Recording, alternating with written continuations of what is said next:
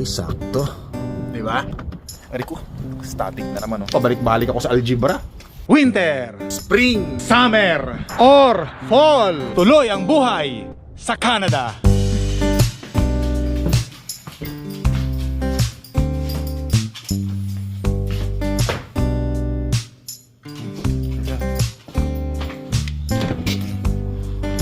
So yun na yun eh.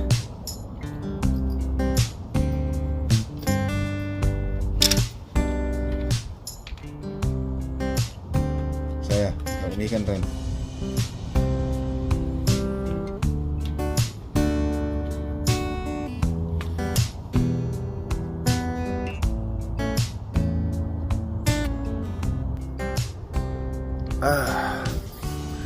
Magandang araw, magandang gabi sa inyo mga kainag, ano?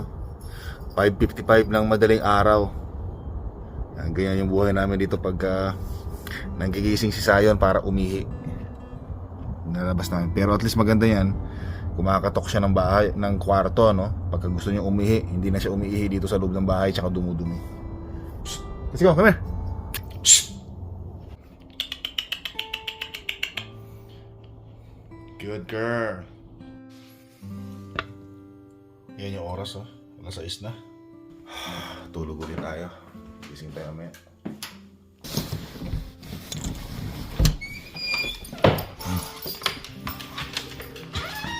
Hihi ka na naman. Dalawang beses. Gusto na ito. Anong oras na? 48. Yes. Let's go.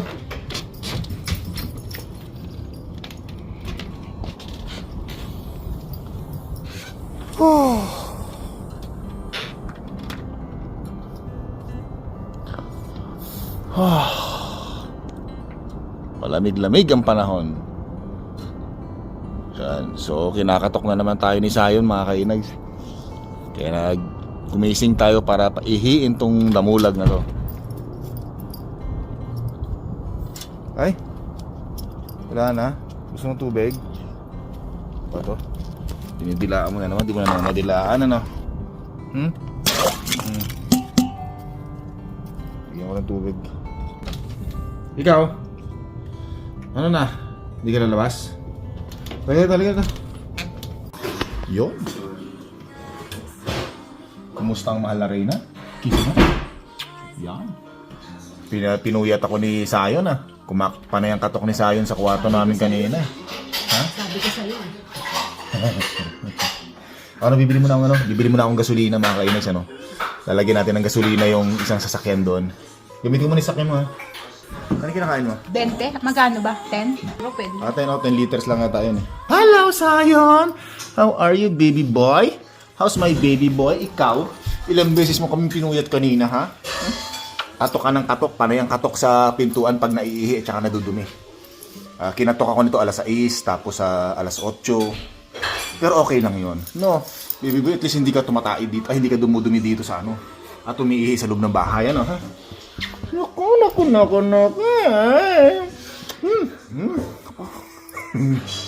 Kakatuwa itong mga aso na to, ano? Naku. Alright, ano? So malinis na, oh. Naitapon na natin yung ano, yung sopa. Wala na, oh. Ha? Diyan ka lang, ano, ha? Bili lang tayo ng gasolina, ano? Para may gasolina yung sasakyan ni Bunsong Prinsesa. Para mapa-start natin. So hindi ko pa alam kung anong ano niya ron. Hindi ko alam kung anong plano niya ron, ano? Kasi kung hindi ko alam kung ibebenta niya o ano, o ikikip niya ba. Basta tayo, ano lang, gusto lang natin umaandar na sa kondisyon. Para kung anong sakaling maging desisyon niya, bahala na siya, no? Basta wag lang nating hayaang mamatay or hindi na umandar kasi napabayaan na natin, ano. Papaalam muna ako dun sa aso natin kasi nakasilip na naman, ano. Nakakatuwa tong mga aso natin, eh. Sandali lang, ha. Ito. Hello, Saya. How's my Saya? Ha? Diyan ka muna, mamasyal tayo mamaya, ha? Si Kuya Saya nasa backyard, okay? Ha? Diyan ka lang muna, okay? Okay, diyan lang, ha? Laki na ni Saya. Ganda ng araw ngayon. Labas na labas si Haring Araw, mga kainag. So, kita nyo naman, ano? Wow, ang ganda ng paligid natin. Sana spring na. Sana lumampas na yung ano. Sana nakalipas na ang winter. Ay, nako. So, yung yung handle na nasira ko doon sa sasakyan ng Bunsong Prinsesa. Actually, hindi ko pa na gagamit or nasusubukan, mga kainags, More than 24 hours na siya. Nung kinabit natin. So, mamaya, pag nakabili tayo ng gasolina, doon natin susubukan kung gaano ba katibay yung JB Weld na pandikit. Diba? So ito, napapansin nyo to mga kainags, napapansin nyo? Ito JB Weld to. Actually, may ginamit na rin akong pandikit dito dati, mga construction adhesive. Natanggal siya after less than 2 years, Pero itong JB Weld, mga kainags, nung na-discover ko siya, tsaka actually may mga nag-comment din dati ng mga subscribers, viewers, grabe, pag pinisil mo siya, mararamdaman mo talaga siya na talagang super tough niya talaga, tigas talaga, talagang para talaga siyang winelding. Ayan, talagang hindi na siya uga-uga, So ito rin yung ina-expect ko doon sa handle na sasakyan na nasira ko, Yan, pandarin mo natin to bago mag-ngak, makalimutan ko na naman para yan, uminit na. So tara mga kinis, bilhin tayong gasolina. Kasi wala nang gasolina yung sasakyan ni Bunsong Prinsesa, Yan, nandito na tayo sa gasolinahan, Make sure yung susi nandito sa akin, baka makalimutan ko na naman. Bihira naman, nung nakaraan nakalimutan natin kaya nasira yung handle nung Bunsong Prinsesa natin, So ang gasolina ngayon mga kainags ay $1.30. 130.9, almost 131 cents.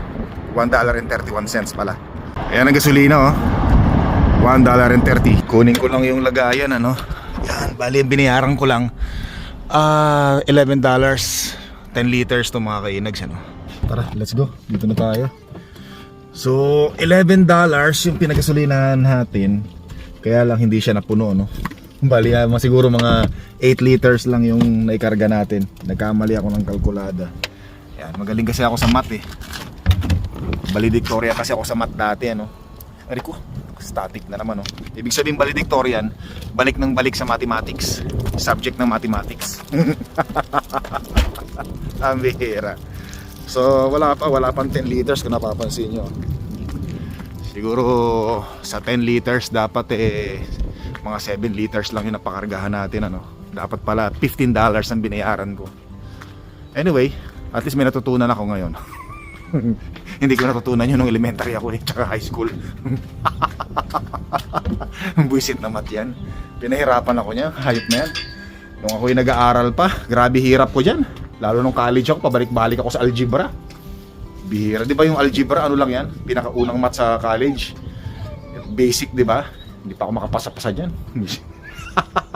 Pero pagdating sa kalokohan, mga kainags, valedictorian talaga ako dyan. Gusto mo ipasyal kita? Sige, papasyal natin ito mamaya, mga kainags, Alis ka dyan, baka mamaya tumakas ka na naman. Diyan ka lang. So, pag-ari ko!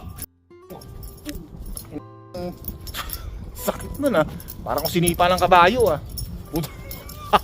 Tabi ka. Hindi ka away. Sakit nun, Naitlugan ako dun, mga kainags, Loko-loko ng sayon ko, Tumigil nga dyan. Sakit talaga. Aray. Diyan ka lang.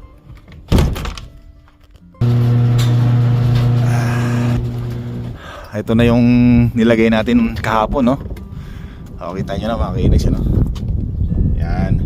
So dyan natin ngayon malalaman kung gaano ka-effective. So ito kasi nilagyan ko siya ng patong dito para hindi siya talaga bumaba, Ito. Para may kalang siya. Tapos nilagyan ko rin ng packing tape para talagang siya mga kainags, nakadikit talaga siya doon, Yan, nung nakaraang vlog natin, di ba, nilagay natin yung ganyan, pinakita ko sa inyo. Yan. So tanggalin muna natin to. Kahoy na to. Lagay muna natin dyan. Tapos tanggalin na natin tong tape. Yan. Yan, pakita ko sa inyo, Yan, Yan, mukhang walang nangyari. Mukhang hindi nasira, mga kainags, Ngayon, sususian ko. Tapos gagamitin natin yung handle na nasira ko, Yun. Alright. The moment of truth. Buksan natin, Ay! wala talaga. Wala. Hindi effective. Wala eh.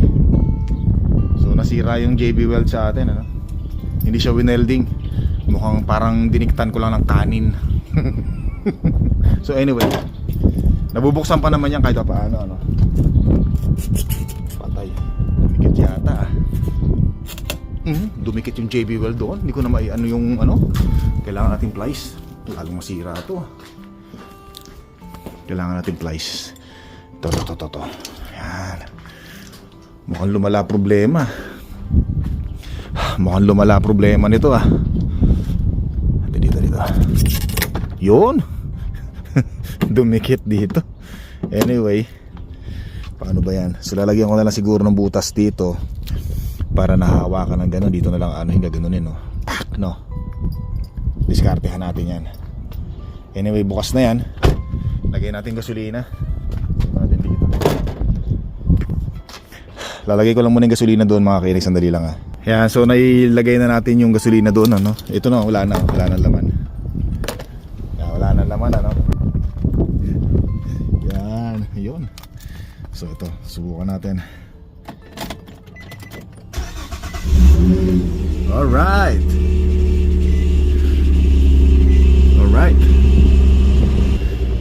Kasi akala ko, mga kainis, no? Kasi akala ko dati hindi umaandar yan. Ini-start ko kasi umaandar yung makina.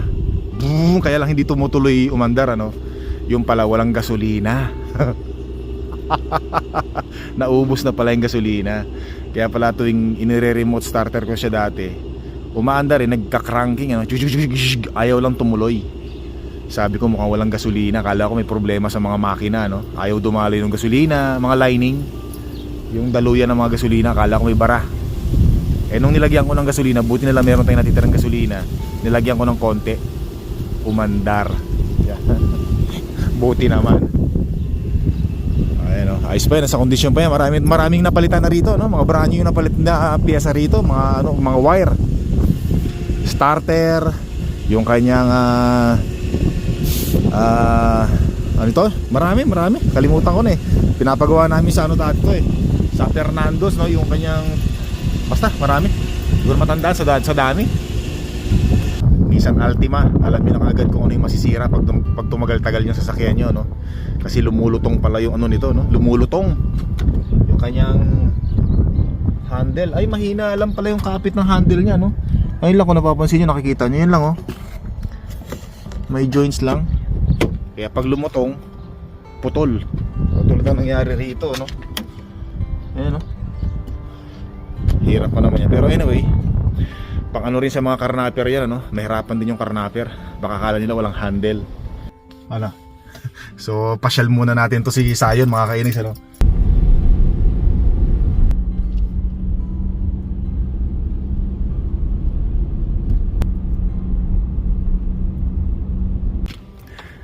Gawa na natin ng ano, ng handle yung sasakyan ng bunsong prinsesa, no? Ito magagamit natin tong cord ng ano na to, no? Kuha tayo nito. Putulin lang natin dito. Yan. Yan.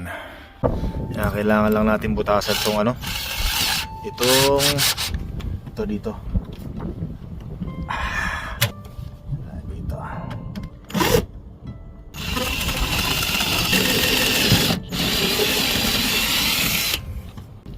Yan, tapos pasok lang natin to, no? Tingnan natin kung kasya. Uy, sakto. O, ito. Ano to, hindi na to pansamantala, no? Pansamantagalan na to, mga kainags. Kaya mga kainags, ano? Ayos, no? O. Pagbubuksan natin, ganyan lang, oh. O. Alright.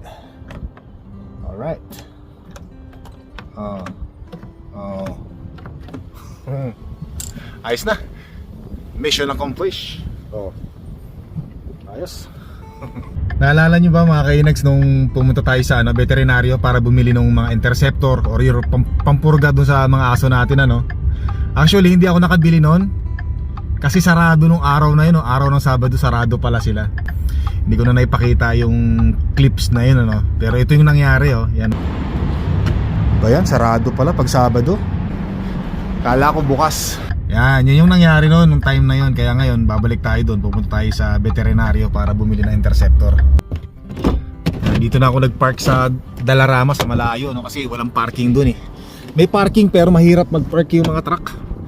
Mahirap tayong makaalis, makitid yung parking nila. So malakas ang hangin ngayon, no? Mga kainags, ano? Kung naririnig nyo, no? Okay, 50 plus ang presyo na binayaran natin. Bali, ang nagagastos namin sa dalawang aso, mga kainags, ano? Actually sa pagkain nila, $100. Tapos sa every week niyan, bumibili tayo ng mga treats nila, no? $20 every week nakakagastos tayo. So $20 plus $20 times 4 weeks sa isang buwan. So let's say $80. Tapos sa $50 monthly rin, yun, monthly nag-ano rin ako ng $50 para sa pampurga nila, interceptor yung binili natin kanina. So bali 225 monthly yung nagagastos namin, ano. Actually ako sa pagkain tsaka sa pampurga. Tapos yung mahal na rin na naman sa mga treats ng aso natin. Tapos yung mga vaccines, yung ating panganay na prinsesa. Yan, kasi actually aso niya naman yung mga yan eh. Siya, mahilig siya sa aso. Nagmana sa akin, mahilig din ako sa mga aso. Gusto kong kumain ng ngayon, ng Vietnamese noodles. Lamig kasi ng panahon ngayon eh. Yan ang sinasabi ko, mga kainags. So, yun o. Chili, masarap yung maraming sili. Panghang. Yan, ako po, ito masarap, mga kainags.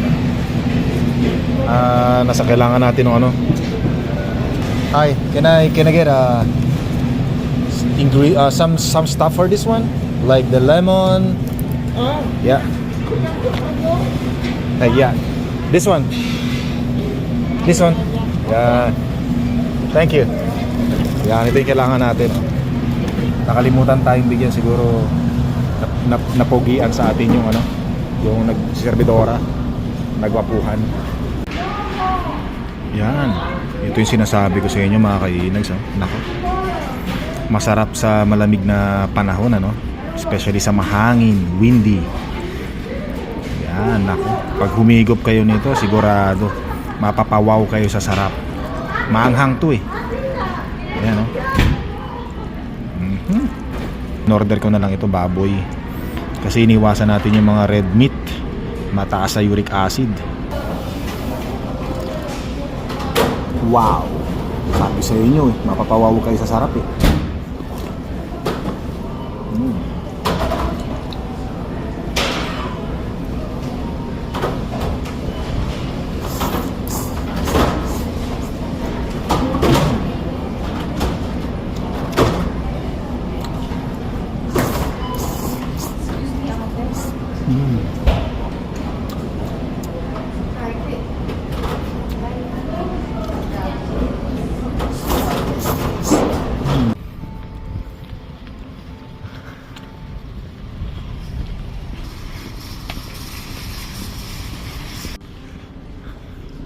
Nandito lang ako sa superstore ulit, kasi bibili tayo ng Sunrocks para dun sa pagka-umihi si Saya. Yun ang gagamitin natin, ihalo natin sa tubig.